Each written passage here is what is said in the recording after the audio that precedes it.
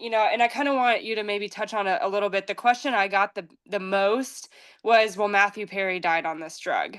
Yeah, And everyone, even till today, people know that I've done this. People right. know that I've changed. It's done a complete 180 in my life. I feel better than I've ever felt.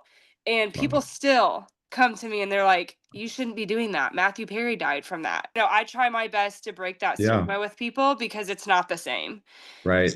Well, Um, I think I like speaking to that too, because that's something that, people comment on that under our Facebook posts and things like that. And obviously that brought a lot of attention to ketamine. But really, if you think about it, it brings a lot of attention to how not to utilize ketamine. mhm, And, yes, that was listed on his death certificate as a contributor, but ultimately he drowned in a hot tub.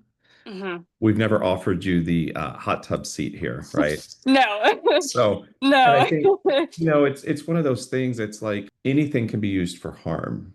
I Right. mean, people have used Benadryl for its effects. If you take enough of that, it can have these side effects and can kind of get you high, but there's also harm in that.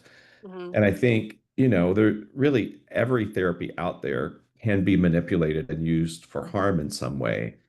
mhm. And with him, I mean, he was getting IV ketamine in a clinic, I believe, like ours, but that was 7, 8, 9 days prior. So that was long gone. But what came out afterwards is that he was getting it illegally from some physicians who were preying upon his status and his celebrity and his money, Mhm. his wealth. And then he was having his assistant give me a really high dose. He also had other medications on board, I believe, Suboxone, which is a great drug itself to treat opiate addiction.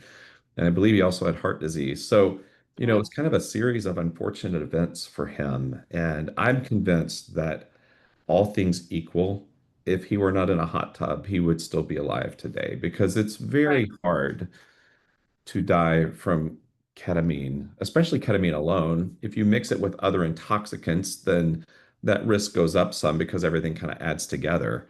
But Right. literally, if you were just using ketamine, and it's not reported using in a medical facility where we're monitoring you, and I mean, I've used this medicine for 25 years in the emergency department to sedate children for painful procedures Right. because of how safe it is, Mhm. and so I like being able to discuss that with people just so that they have an understanding of like, listen, we're aware of that, Right. but people still have to take pain medicine when they break their ankle, despite the fact that celebrities have overdosed and died from pain medicine.